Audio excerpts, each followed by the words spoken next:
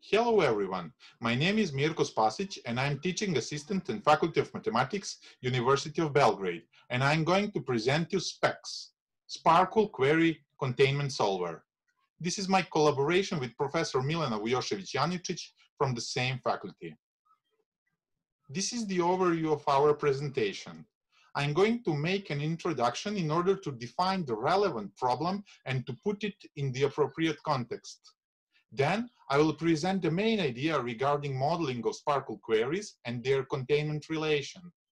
Afterwards, I will show some slides containing the evaluation results and making the comparison of our solver with other available state-of-the-art solvers.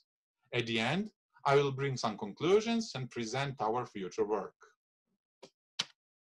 The main idea of semantic web is to make the data present on the web machine readable, not only for presentation, but also for automation, integration, and reuse in different kinds of applications.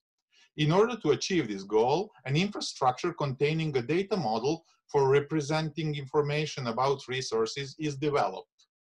Its name is Resource Description Framework, or abbreviated RDF. It's a common and minimal language used to represent semantics on the web, and it is a W3C recommendation. Today, in the age of big data, a growing amount of data is available in RDF. Therefore, there is an increasing need for solving the problem of managing and querying such data. It is addressed by Sparkle, a standard query language for semantic web. The definition of query containment problem says that it is a problem of deciding if a result of one query is included in the result set of another query for any given database. It is very old, well-known, and fundamental problem in data management, introduced by work of Chandra and Merlin back in 1977. In general, it is an undecidable problem, but for some classes of queries, conjunctive queries and union of conjunctive queries, it is proven that it is an NP-complete problem. When we are talking about Sparkle, the result of a query Q over an RDF graph G is defined as a set of solution mappings with the presented notation. And we say that query Q1 is contained in query Q2 if the set of solution mappings for Q1 is a subset of the set of solution mappings for Q2 for every RDF dataset G. We will use the notation given on this slide. Also, we will call Q1 a subquery and Q2 a superquery.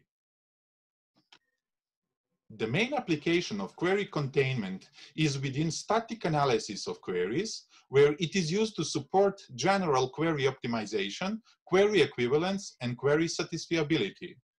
Query Optimizer uses the rewriting rules for changing the pattern of a query that should be executed with the other one for efficiency reasons.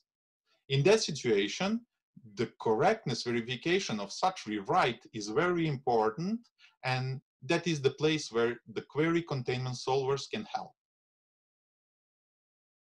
To the best of our knowledge, there are 4 different Sparkle query containment solvers. AFMU, that reduces the problem to an alternation-free formula of the Mu calculus. TreeSolver, that uses a similar approach but with different encoding. Sparkle Algebra, that introduces pattern trees for representing query execution plans, and JSAC, whose approach is based on bottom-up algebra tree matching, and it checks if a subgraph isomorphism exists between the normalized algebra expression tree of a subquery and a subtree of a superquery. A Sparkle query Q can be seen in the presented simplified form. Select over line X where path. Overlined X represents a subset of Sparkle variables used in graph pattern path, which is constructed from triple patterns applying the operator dot and union. A triple pattern SPO is actually a triple, where S and P are Sparkle variables or iris, and O is a variable, an iris, or a literal. Our solver generates a full formula recursively by transforming the following. SPARQL terms into the corresponding variables and constants in the formula. More precisely, SPARQL iris and literals are transformed to constants, while SPARQL variables generate full variables. For SPARQL triple pattern SPO, we introduced an uninterpreted predicate P that indicates the presence of the corresponding triple in an RDF graph, where S, P, and O are transformed by the previous rule. For SPARQL graph pattern containing operator dot or union, we transform their left and right operand recursively and connect the corresponding formulas by logic connective AND or OR. If overlined Y denotes a set of variables appearing in graph pattern path, but not in overlined X, and overlined epsilon represents a set of variables in the generated full formula corresponding to the set of SPARQL variables overlined Y, then the corresponding formula for a SPARQL query Q is exists epsilon such that phi path holds. In this formula, phi path represents a full formula constructed based on the graph pattern path. To be able to reason about query containment between queries Q1 and Q2, we request that the distinguished set of variables given by select clauses of query Q1 and Q2 should be the same, i.e. the overlined X. Let overlined Y1 and overlined Y2 denote set of variables appearing in the graph patterns of queries Q1 and Q2 respectively. Overlined epsilon1 and epsilon2 their corresponding full variables, and overlined key denotes a set of full variables corresponding to the overlined X. Then the generated full formula that models query containment relations and whose validity will be checked by the SMT solver is, for all overlined key, exists overlined epsilon1 phi path 1 implies exists overlined epsilon2 phi path 2. For better understanding, this is an example of two queries satisfying the containment relation. Query Q2 asks for undergraduate students, their names and courses they choose, but demanding that they have an email information assigned. Query Q1 asks for the same information, but with an additional constraint regarding the phone number of a student. The corresponding formula generated by specs is presented in this figure. Right now, I'm going to say something about the implementation of our solver. It is implemented in C++, using tools Lex and Bison for lexical and syntactical analysis.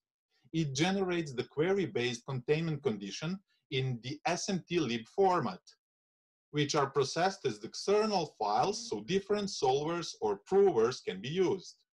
In our evaluation, we use solver Z3. Specs is open source and available for download from this address. The following evaluation will be based on query containment benchmark, which is designed with respect to the study of typical queries in DBpedia query logs. It contains 3 test suites, 3 parts, with increasing difficulty and covering increasing number of SPARQL features. Conjunctive queries with no projection contains only basic graph patterns without projections. Union of conjunctive queries with projection adds union pattern and projections, while union of conjunctive queries under RDFS reasoning deals with RDFS reasoning, i.e. the containment is considered with respect to a schema. The first test suite consists of 20 test cases, 20 pairs of queries, and their solving times for all solvers are shown in this figure. Also, the average values are presented by the last bars at the very right part of this figure.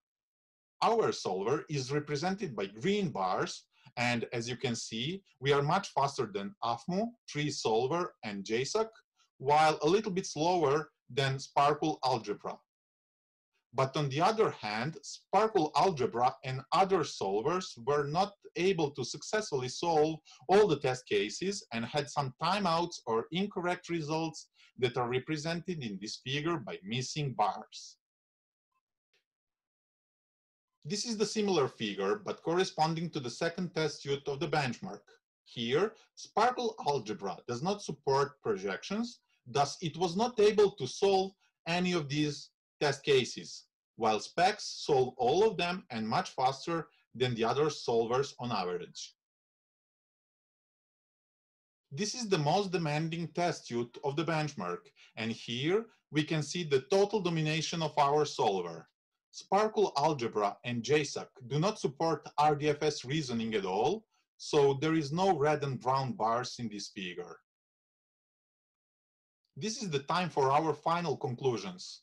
We have presented an initial insight into our Sparkle Query Containment Solver, SPECS, where we've shown our modeling of this problem in the theory of equalities and uninterpreted functions in the first order logic.